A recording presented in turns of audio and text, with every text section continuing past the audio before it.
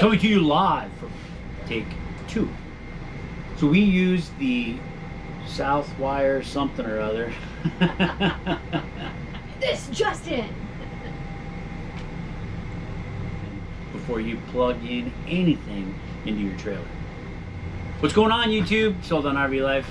Hey, we're back with another one. So this video is a little different than what we've been doing. This will be our list of items that we think are must-haves when getting into the whole RV life.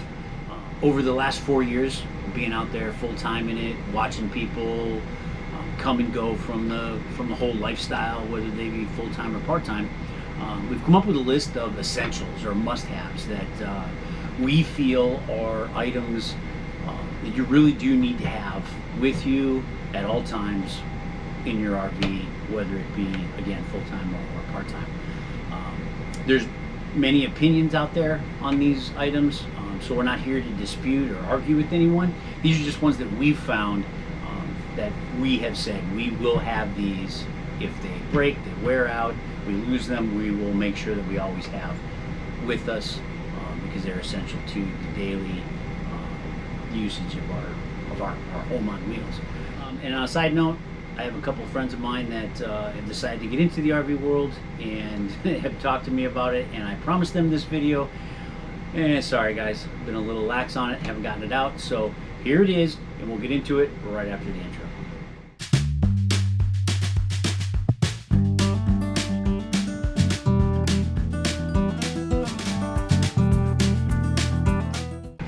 So we're going to start out with electrical. The word electrical across this. A lot of these are going to be bottomless pits that you can go down. Electrical is definitely one that there's all kinds of gadgets and weird things that are out there and whatever. But these are simply the items that we feel are best to protect. That's what most of the stuff is going to be, protect or give you flexibility in being able to utilize your trailer, your RV. I guess it works for motorhomes too. And so anyway, this gives you a lot more flexibility, but also keeps you protected. So with that, we're going to start with the protected end of it. Dielectric grease. This one here just happens to be made by CRC. There's a couple of other different manufacturers out there. You know, technician grade is what it says, and those kind of things. But it basically waterproofs electrical connections. It is simply a grease that doesn't conduct any type of electricity, but it helps protect. That's all it is. It helps protect those connections from corrosion, rust, and things of the sort. Yep, thank you. And so this is stuff I put this on, especially between your RV and your tow vehicle. So your big slave connector that gets put on there and it goes into, you know, the back of your truck or SUV or your Nissan Frontier. Love you, Jesse. You can keep that in there because you're going to get road grime. It's going to rain, those kind of things, and it helps keep those connections corrosion free and keeps you connected so you don't run into problems. I also use it on any outlets that are outside of the RV that, you know, like hook up the smoker to, or when I plug in the pressure washer when doing cleaning, things like that. I put a little bit of this dielectric grease on those prongs of the plug, and then when it goes into the outlet, and it helps keep it. So definitely recommend dielectric grease because your house is outside and your connections are outside as well. So definitely cheap and easy to use, and it'll help keep those connections going, because too many times going down the highway or get to an RV park and people are getting ready to leave, and you can see them out there doing their checks and trying to turn, and they can't. The left turn signal just will not work. It just doesn't work at all, and they can't figure out what's going on. And for troubleshooting for me, first place I'm going to go and umbilical cord and make sure. And a few times I've helped people out, and yeah, they just had corroded out, so we had to get some cleaner in there, and then next thing you know, all the lights work great. So get yourself some cheap dielectric grease, stick it on anything that's outside. So I just want to make clear that this is not a tutorial on how to use these devices. I give you a little insight as to what they do and maybe how to use them, but there's a reason why it's not a tutorial, and that's because you, as the RV user, need to take it upon yourself to go, hey, what is the proper way to use this item? How, what are the do's and don'ts? Those kind of things, because you need to educate yourself. I can sit here and talk to this camera all day long, and that's not going to give you complete knowledge on how it is, where you can go and dig into it, get your hands on it, and learn about it, because it is a critical part of living and operating in the RV world, and I don't want to see anything bad happen to you on your travels. So take it upon yourself to learn about these items, use them correctly, and don't rely on me to be your tutorial, okay? All right. Getting power to your RV from a pedestal is going to be a hit or miss on whether you get nice clean power, or it's going to be this spider infested cockroach, beehive, wasp nest, lizard house kind of encounter. And what I mean by that is that these pedestals are outside.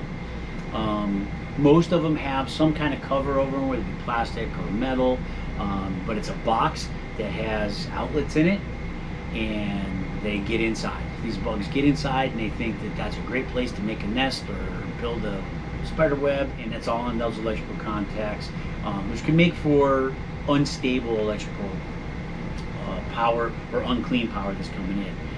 It may wiggle, and the storm blows and the wind blows on it, rain gets in there, starts shorting out. Last thing you want to do is send that power directly into your trailer or your RV. So you need to protect yourself.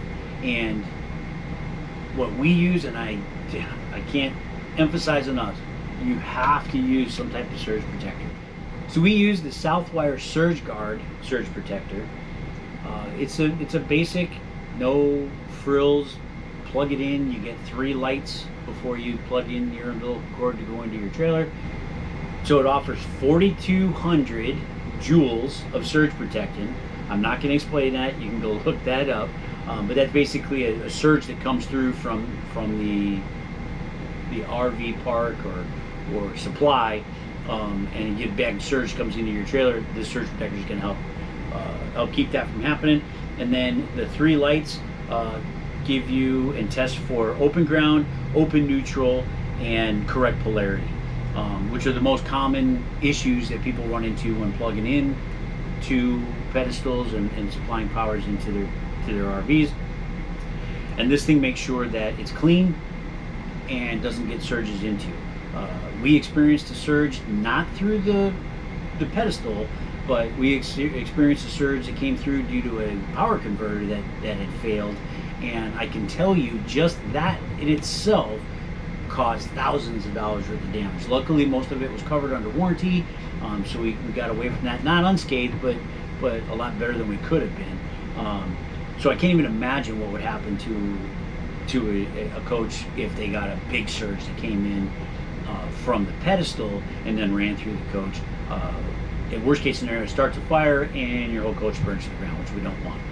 So surge protection is definitely a must.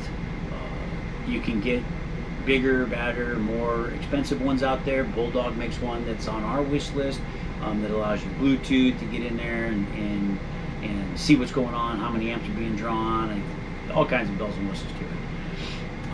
But once that power comes into your coach, it's going to go to a panel like you see in your home that has circuit breakers in there, and that's for your AC current. And it's also going to go over to a fuse box for your DC current. Now there are some DC circuit breakers, and if you watch our video on the power outage to our refrigerator, somewhere linked, I don't know, Laura does that, you'll see that there's an actual kind of circuit breaker for DC power, but most of your DC power is run by fuses. And they can be the mini fuses, they can be your standard fuses, or they can be the large fuses. So the next item that we have on the list of things that are must-haves is going to be fuses. Pretty simple. We got this kit off of Amazon. It was a few bucks, and it gives us all 3 of the fuses, starting with the minis in the bottom. Okay, there you go. Standard fuses, and then the big large fuses in there. Again, this is just a means of your trailer protecting the items in it, the electrical items in your trailer, from power surges within.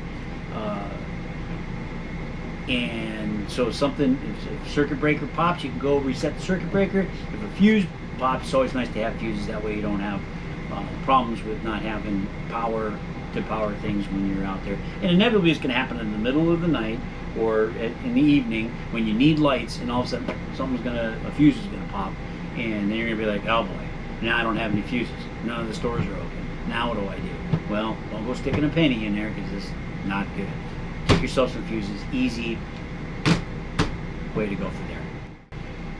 Okay, now let's talk about connecting to the pedestal. Some coaches are 30 amp coaches. Some coaches are 50 amp. We happen to own a 50 amp coach. We have 2 air conditioning units in here, a microwave.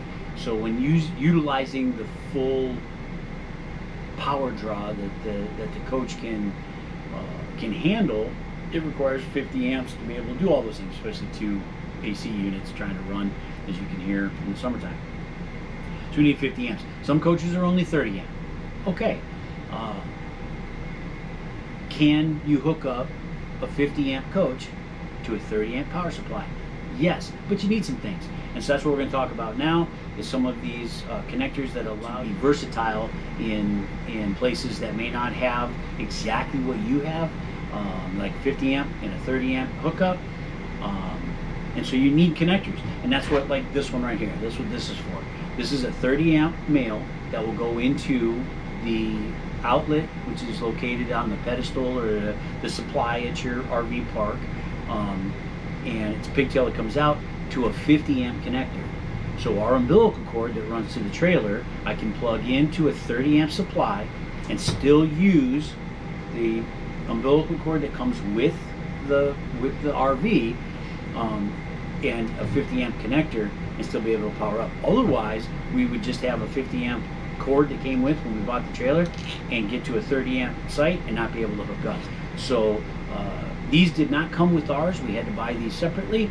Maybe nowadays when buying new trailers they may give you this, but if not, make sure you have these, because you never know. You may be driving along and say, hey, we're going to stop at this site, and it's only 30 amp and you have a 50 amp deal, and now you can't power your RV. And that would really be terrible in the summertime when trying to run ACs. There may be times that you pull into someone's driveway and you're going to boondock, and you're going to what's it called? Moose docking. You're going to moose dock off of somebody's house, and they've just got the regular outlets that plug into the wall. You know, it's a 15 amp or a 20 amp supply, and now you got to try and figure out how to get it into your trailer. Well, they make connectors for that as well. This one here has a male end to go into a 15 amp or a 20 amp outlet like you'd see in your normal home, and then it comes out. This one comes out to a 30 amp connector, and so then I would need this pigtail, plug in here, get it to 50 amp so I can feed our trailer. But it allows us to be able to pull power from a 15 amp and a 30 amp to run our trailer. All of that, not at 50 amps, but at least we can have the essential power, which would power the lights, and not run on the batteries. I think I may have been able to use the microwave, I think, when we were hooked up. As long as they're not all doing it at the same time. Yeah, you want to do all this stuff at the same time, because it's going to be too much power. Now, what if you're a 50 amp coach and you're at a 30 amp supply, and it's summertime, and it's 95 degrees out, and the humidity's 100%. You're gonna be hot, right? And you can't run both ACs off of 30 amp. Yeah, you can. You need some extra stuff, and that's why with this item is here on the table. I wouldn't necessarily say it's a must-have or it's an essential, but I definitely recommend something like this. This is called a soft start, and what the soft start does for us, it allows us to be able to hook up to a 30 amp supply and run 2 AC units or an AC unit in the microwave, which would normally need 50 amps for startup. That's the catch to this, is it's a startup inhibitor. So if we have an AC unit start up, it's going to pull anywhere from 25 to 35 amps, and that will vary, depend on make, model, and those kind of things. If you try and run 2 of them and they both start up at the same time, or if one's running and the second one starts up, it can see a draw even over 50 amps, 55 amps maybe. And if you're running on a 30 amp supply, you're not going to be able to do that. That's where this comes in. This will take that surge and cones it down. How it does it, I don't know. I'm not an electrician. I'm not going to explain to you how this works or how you should use. You need to learn that yourself. Go out there and dig into that and figure it out for yourself. But it allows those high draw for startup items, microwaves, ACs, to run on the supply current, but not have that massive draw in the beginning. So we have this so that when in the summertime, if we ever get to someplace 30 amps, like one of our children that we go visit, they put a 30 amp outlet on the outside of their house for us. We can hook into this, into their supply, and still be able to have both of our AC units running, and keep the coach cool so it's not 120 degrees inside here when all that's going on. There is a variation to the soft startup that's not necessarily come through like a surge protector, and they're smaller that you wire into your AC units. That's up to you, but it's not again, it's not a must-have. I wouldn't say it's necessarily an essential, but I wanted to make sure it got mentioned in here, so that when you're doing your electrical and you're out there RVing, you have as much. These things are not cheap. I'll warn you ahead of time, but it's well worth the money, trust me. Anyway, so there's electrical. All right, y'all, so that's gonna wrap up this one of our list of things that you should have for electrical. Stay tuned for more. We'll get those out to you as soon as we can. In the meantime, don't forget to like, put a comment down there, it helps out. And if you're not subscribed, please subscribe, it helps us out. See you in part 2.